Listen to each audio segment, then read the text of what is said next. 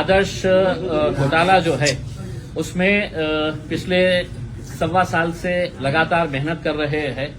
जितने भी ठेवीदार हैं, हजारों की संख्या के अंदर गुरगरीब है, उनकी जिंदगी भर का पैसा फंसा हुआ है। ये महाराष्ट्र के अंदर पहली पद संस्था है कि जहां पर लोगों को उनका पैसा वापस मिलने की शुरुआत हो गई है, चाहे वो 10,000 हो या 25,000 हो। एक कम से कम शुरुआत तो हुई है और हम उनको यकीन दिलाए हैं कि उनका एक एक रुपया वापस मिलेगा करके। लेकिन कुछ बातें हमारे सामने आई है जो चौंकाने वाली है और कहीं न कहीं एक प्रश्न चिन्ह उपस्थित करती है जिला प्रशासन के ऊपर और पुलिस प्रशासन के ऊपर।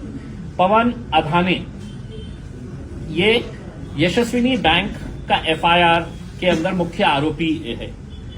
इसके माता पिता देवीदास अधाने और उनकी पत्नी दोनों भी पिछले 1 साल से हरसूल जेल के अंदर है, क्योंकि ये आदर्श के अंदर मुख्य आरोपी ही है। यशस्विनी के अंदर पवन अधाने को यह बताया गया है कि ये फरार है, ये एब्सकॉन्डिंग है। ऐसे हालात के अंदर उसकी जो प्रॉपर्टीज है यहां पर, जिसके लिए जब हम एफआईआर रजिस्टर किया गया था तो सबसे पहले हमने पुलिस से ये मांग की थी कि आप लेटर तहसीलदार, कलेक्टर, तलाठी, सबको है तो मंडल अधिकारी सबको दे दीजिएगा कि ये आदर्श के और यशस्विनी के जितने भी ठेवीदार हैं, जितने भी ये है डायरेक्टर्स, चेयरमैन, बैंक के मैनेजर्स, उनके कोई भी प्रॉपर्टी की कोई डीलिंग नहीं होनी चाहिए। मतलब कोई रजिस्ट्री नहीं होना चाहिए, कोई बेचना नहीं चाहिए, कोई फेरफार नहीं होना चाहिए। अब हमारे पास कुछ ऐसे डॉक्यूमेंट्स हाथ लगे हैं जिससे ये साबित होता है कि जटवाड़ा के पास राहत पट्टी टांडा में तकरीबन 1 एकड़ जगह जो है वो बेचने का, फेरफार करने का उसको अधिकार दे दिया गया। किसने अधिकार दिया? तो यहां पर बैठने वाले तहसीलदार साहब ने दिए हैं, रमेश मुंडलोट साहब ने, और उन्होंने अपने ऑर्डर के अंदर साफ कर दिया है कि मुझे पुलिस वुलिस का कोई नहीं है, ठेकेदारों को पैसे चाहिए तो कोर्ट में जाओ और कोर्ट से जाकर लेकर आए करके। हमारा ये सवाल पैदा होता है कि उन्होंने बाजाब्ता मैंने हियरिंग लिया है बोल के, और उस हियरिंग के अंदर पवन अधाने भी शामिल हुआ है। तो सवाल ये पैदा होता है कि पुलिस को पवन अधाने एब्सकॉन्डिंग लग रहा है, फरार घोषित बताया जा रहा है, और वो यहां पर कलेक्टर ऑफिस में आके बाजाब्ता हियरिंग अटेंड कर रहा है। फिर इसके बाद 2 प्रॉपर्टीज यही पवन अधाने की वहां पे है पिसा देवी के ऊपर, तकरीबन 11,000 स्क्वायर फीट का रोड के ऊपर के 2 प्लॉट्स है, वो बेचे गए। जालना के एक बहुत बड़े उद्योगपति है गोयल साहब को बेचे गए है करके।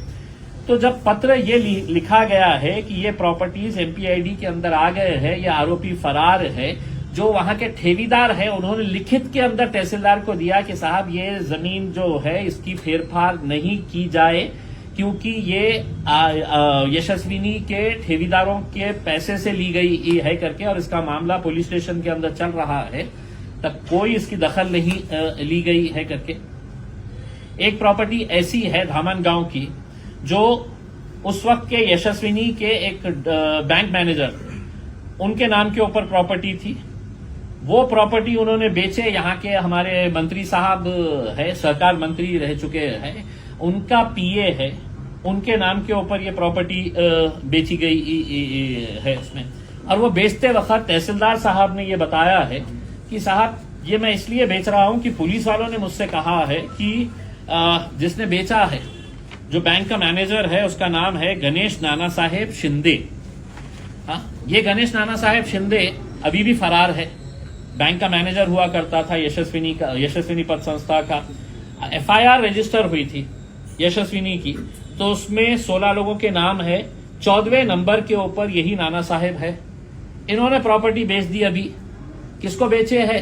तो हमारे सावे साहब के पीए बताए जाते हैं, उल्लास कैलाश साड़वे। इन्होंने ये प्रॉपर्टी खरीद ली है।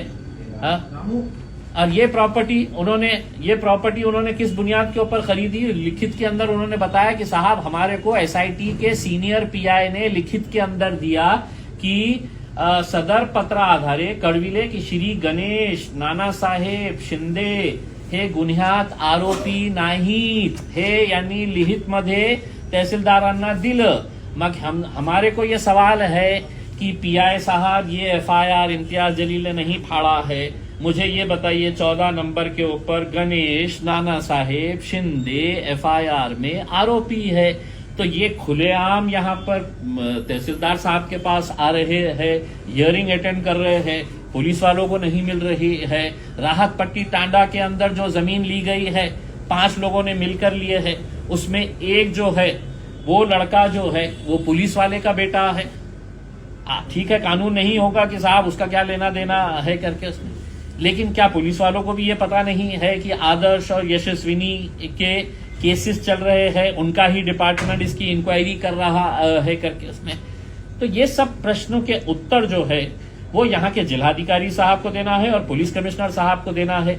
अगर आप प्रामाणिक तरीके से काम कर रहे हैं तो ईमानदारी से हम पूरे डॉक्यूमेंट्स देते हैं। पुलिस कमिश्नर साहब ने तलाठी हो, मंडल अधिकारी हो, तहसीलदार हो, इनके ऊपर एफआईआर रजिस्टर करना चाहिए उसमें। और इसके कंप्लेनेंट जो है वो मेरे हिसाब से हम में से कोई नहीं होना चाहिए। कलेक्टर साहब ने होना चाहिए कि नहीं, मेरे तहसीलदार ने ये गलत किया है, इसके ऊपर एफआईआर रजिस्टर करिए पुलिस कमिश्नर साहब, मैं कंप्लेन आपको दे रहा हूं करके उसमें। वरना ये लोग इतने सालों से लड़ रहे हैं, अब जो जितने भी आरोपी जेलों में बंद थे वो कोर्ट की वजह से बाहर निकल के आ रहे हैं, सबको बेल मिलना शुरू हो गई है। तो बाहर निकलने के बाद ये कितना नंगा नाच करने वाले हैं आप खुद समझ सकते हैं उसमें। अब ये सिर्फ कुछ बातें हमारे सामने आई है, और भी ऐसी प्रॉपर्टीज की जानकारी हमको मिली है जिसके हम डॉक्यूमेंट्स इकट्ठा कर रहे हैं, जहां पर यह पता चलेगा कि रेवेन्यू के कुछ अधिकारियों ने, कुछ पुलिस वालों के खरीद वालों ने ये प्रॉपर्टीज खरीदे हैं करके। तो वो प्रॉपर्टीज की डिटेल भी आ जाएंगी तो आपके सामने फिर से हाजिर हो जाएंगे।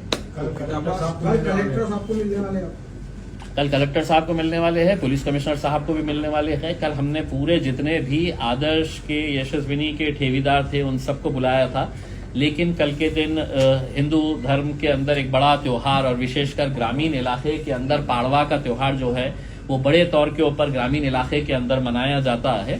तो हमने फैसला किए हैं कि कल बहुत ज्यादा रश ना करते हुए जितने लोग आएंगे हम उनके साथ जाएंगे और बिल्कुल हमारा एक डेमोक्रेटिक वे से, लोकशाही मार्गाने हम उनको है तो ये डॉक्यूमेंट्स बताएंगे और उनसे सवाल पूछेंगे। कलेक्टर साहब को भी मिलेंगे और पुलिस कमिश्नर साहब को भी मिलके ये पूरे डॉक्यूमेंट्स उनको देंगे।